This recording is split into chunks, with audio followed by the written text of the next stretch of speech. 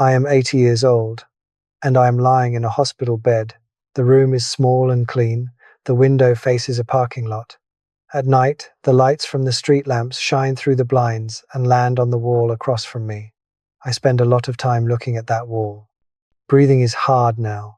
Not painful, exactly, just slow and shallow, like my lungs are tired of working. The doctors have told me what I already suspected: lung cancer, advanced. They talk about comfort now, not cures. I don't argue with them.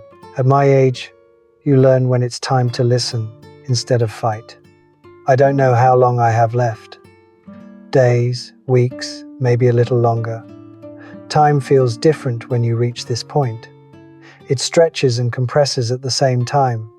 A single afternoon can feel endless, while whole decades pass through your mind in seconds. That's why I want to tell my story while I still can, plainly, honestly, without trying to sound wise or dramatic. Just the truth as I remember it. I was 20 years old when I went to Vietnam. I had just gotten married. My wife and I were young and hopeful, the way people are before life teaches them otherwise. She was pregnant with our first child. We didn't know then that she would be a girl, but we talked about her anyway, what she might look like, what kind of world she would grow up in. When I left, my wife stood at the door and tried not to cry. I told her I would be home before she knew it. I believed that. At 20, you believe most things will work out. Vietnam changed me faster than I expected. Training prepares you for procedures, not for reality. It doesn't prepare you for fear that never fully goes away, or for the confusion of trying to survive in a place where nothing feels clear. Orders came quickly. Situations changed faster than you could think. You learned to react instead of reflect. We did things there that I still struggle to think about. Villages destroyed, families separated, children left behind with nothing. At the time, we didn't talk about it. Talking slowed you down. You focused on getting through the day. While I was there, my daughter was born. I learned about it through a letter. I remember sitting on the ground, reading it over and over, trying to imagine her face. I folded that letter carefully and kept it with me. It was the closest thing I had to home. By the time I returned, she was 3 years old. She didn't know who I was. I walked into the house, wearing clothes that still felt foreign on my body, and saw her standing next to her mother. She looked at me with curiosity, not recognition. When I tried to hold her, she hesitated. That moment stayed with me. I had survived the war, but I had missed something important. Life moved on quickly after that. I worked. I tried to be a husband and a father. From the outside, things probably looked fine. Inside, it was different. The war didn't stay in the past. It showed up in my sleep, in my temper, in the way I pulled away without realizing it. I didn't talk about Vietnam. My wife didn't push. People didn't ask. Back then, silence was normal. Years later, I went to Iraq. People sometimes ask why. The truth is, I don't have a simple answer. Part of me felt drawn back to what I knew. Part of me thought it was my responsibility. Another part didn't know how to live quietly anymore. Iraq was different, but the outcome was the same. More loss. More things I wish had never happened. More memories added to a mind already crowded with them. When I came back that time, I was older, more distant. My daughter was growing up. I was there physically, but not always in the way she needed. I missed school events. I came home tired. Conversations were short. I told myself I was doing my best. Now, looking back, I see that doing your best is not always enough. My daughter grew up anyway. She became independent, capable, strong. She built her own life. She married and moved far away. We speak on the phone. She visits when she can. There is love between us, but also space created by years that can't be recovered. My wife and I grew old together, quietly. The house got emptier. The days got slower. We learned how to take care of each other without saying much. We learned how to sit in silence without feeling the need to fill it. Most of the men I served with did not have easy endings.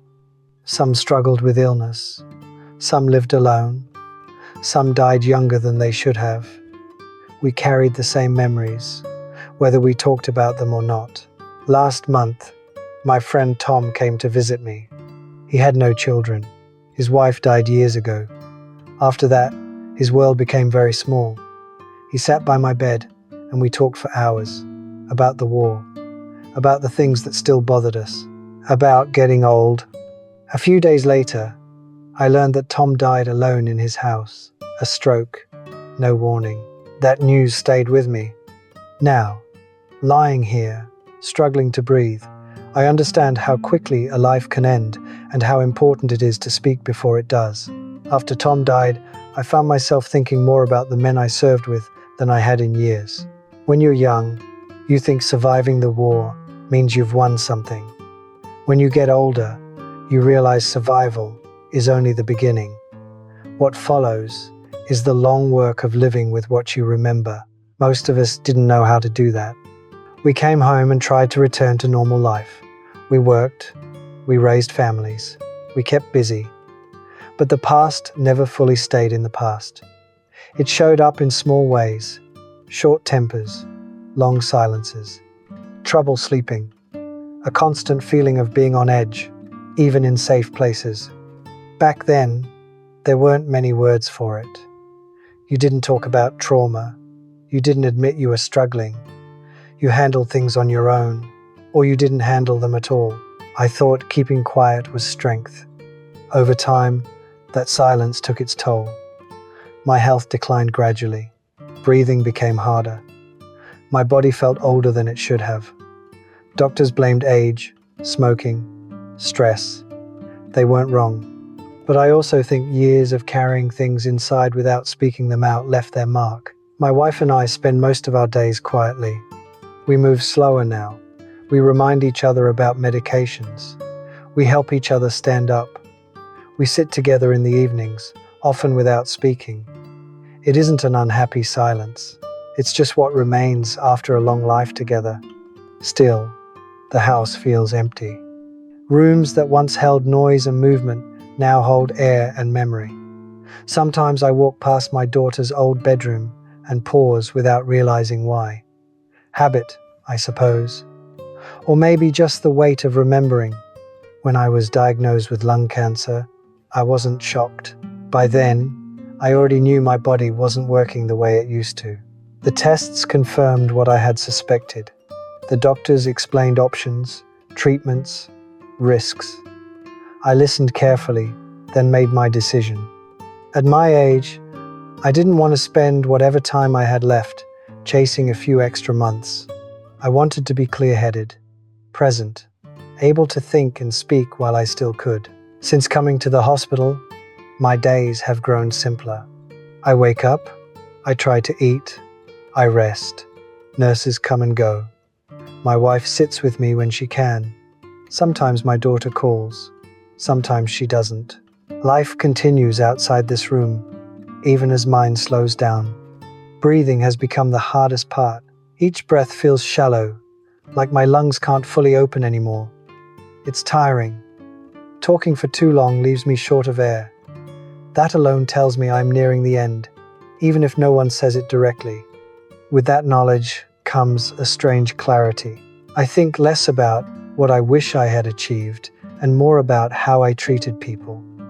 I think about the moments when I could have been kinder, more patient, more present. I think about the people whose lives crossed mine briefly but were changed forever by the choices I made during the wars. Those thoughts are not easy, but avoiding them no longer serves a purpose. I don't believe my illness is a punishment. Life doesn't work that way. But I do believe that everything we carry inside us shapes who we become. The body remembers things the mind tries to forget. If I had understood that earlier, I might have lived differently. I might have talked more openly with my wife about what haunted me. I might have explained to my daughter that my distance was not her fault. I might have reached out to friends, instead of assuming everyone needed to handle things alone. Tom's death made one thing clear to me. Endings don't announce themselves. There is rarely a final conversation where everything is said. More often, life simply stops in the middle of an ordinary moment. That is why waiting to speak feels dangerous to me now. I don't want my story to end in silence. If you are a parent, understand this. Your children won't remember how hard you worked, but they will remember whether you were there. They will remember your attention, your patience, your willingness to listen. Those moments matter more than you realize while you're in them. If you carry guilt or regret, don't let it harden inside you. Talk to someone. Say the difficult things out loud. Silence doesn't make pain disappear. It only gives it more room to grow. If you are a soldier or thinking of becoming one, know that the hardest part may come after you return. War changes people in ways that aren't visible. That doesn't make you weak, it makes you human. Ask for help when you need it. Don't wait decades like I did. And if you are old like me, still carrying things you wish you had done differently, understand this. It is never too late to speak honestly. You may not be able to change the past, but you can still give meaning to it by telling the truth. As for my own life, I accept it as it is. I lived. I loved imperfectly. I made mistakes that cannot be undone. I also experienced moments of real connection, real kindness, real purpose. That is enough. If my illness is the final chapter, then so be it. I don't need my life to be remembered as heroic or tragic. I only hope it is remembered as honest. The room is quiet now. The machines continue their steady hum. Each breath takes effort, but I am still here, still aware, still able to say these words. When my time comes, I hope it comes gently.